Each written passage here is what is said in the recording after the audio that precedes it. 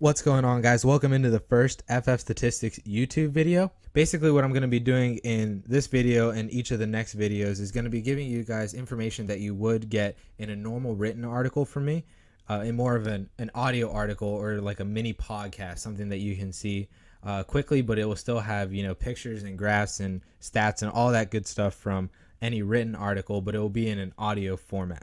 So this first article today is going to be looking at one of my favorite players for the 2018 season, and that is Christian McCaffrey. And let me tell you why.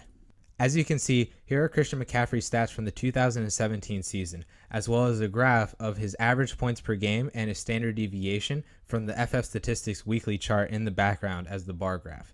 As many of you know, and especially if you were a Christian McCaffrey owner last year, he didn't do all too much on the ground. Only 435 yards on 117 rushing attempts. That's, a very below average 3.72 yards per carry. And he also added only 2 rushing touchdowns.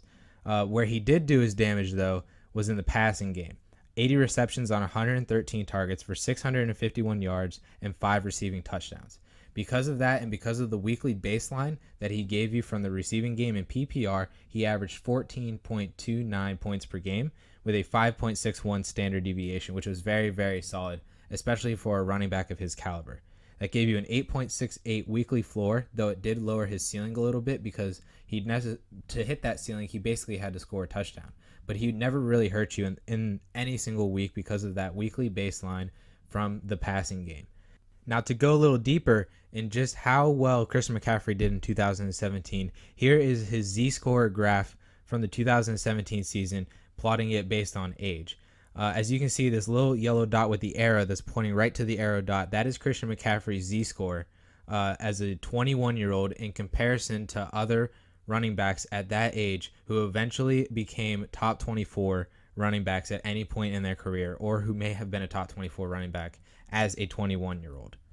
To put McCaffrey's 1.835 Z-score as a 21-year-old running back in perspective, since 2000, that is the 6th highest Z-score posted by a running back.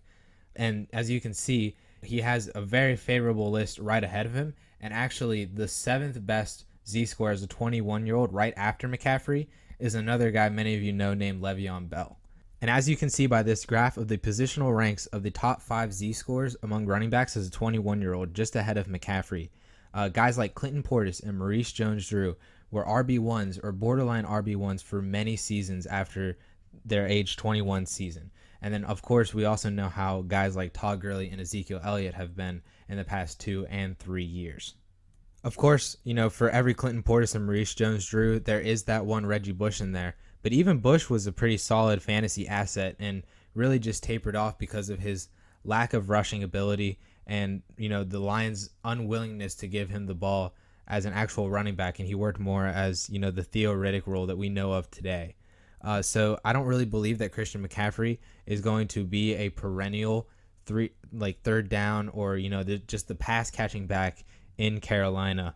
And actually, I believe that Reggie Bush is more of McCaffrey's floor than his ceiling. I believe his ceiling could potentially be, a Maurice Jones-Drew or Clinton Portis level where he is a perennial RB1 as long as he stays healthy for, many years to come, especially given the fact that he is only 22 years old this season and could potentially get better and as an increased workload now in 2018 in Carolina. Speaking of that increased workload, here are my 2018 projections for Christian McCaffrey. These stats are based on many different variables, including how the Carolina Panthers running backs have produced in the past since Cam Newton's arrival in 2011, as well as how Norv Turner likes to run his offense and likes to utilize his running backs, and basically what we've known Christian McCaffrey to do already based on his 2017 rookie season. We hope that he can only, expound upon his production and get better as he continues to grow and, be more accustomed to the NFL in his sophomore season. I'm not really projecting a sophomore slump, as you can see by the numbers, but basically he has that increased workload because there is no other running back on that depth chart after him that can really compete for carries now that Jonathan Stewart is gone. Barring a random free agent signing like C.J. Anderson or DeMarco Murray, even then I really don't view them as really hurting Christian McCaffrey because I think his floor is what we've already seen in 2017, and that was the PPR running back 10 in fantasy. So based on what we know now, and based on the fact that he's the only running back in Carolina right now, these are my projections for 2018. I'm projecting him to have 228 carries, which to many of you may seem like a lot, but it actually is only just over 100 more than what he saw last year, which was only 50% of what Jonathan Stewart saw. He saw nearly 200 last year. So basically we're giving 50% of Jonathan Stewart's carries to Christian McCaffrey to get him up to the 228 level. Now, because of his not inability to run in the middle, but inefficiency to run up the middle, I gave him a 4.1 yard per carry, which was an increase based on last year, but still not an elite level rusher inside the tackles, which gave him only 934 rushing yards. But because of his rushing attempts, I gave him the average touchdown production rate for running backs, and that gave him 6.6 rushing touchdowns for 2018. Now, his receiving stats, that's where he makes his money. That's how he's going to get his fantasy points for the majority of games. And I gave him, again, another 110 targets based on market shares from Cam Newton. And I don't believe that the addition of DJ Moore is really going to hurt Christian McCaffrey all too much. I believe the return of Greg Olsen will hurt DJ Moore more than McCaffrey because Olsen in the past has seen and consistently seen 22% of Cam Newton's market share. And given what Norv Turner likes to do with his offense, as well as what Cam Newton was able to do with McCaffrey last year, I like his chances of getting back up into that high target volume again at 110 targets and at a 70% catch rate. That gives him 77 receptions for 666 yards and 4 to 5 touchdowns as well, which was actually just as much as he did last year. So it's kind of similar to what he did last year in terms of the receiving. He dropped a little bit in receptions, but gained a little bit in yards, and the touchdowns, if they remain the same, those are always valuable. So overall, we're potentially looking at a 15 to 1600 yard running back with upwards of 10, 11 touchdowns total.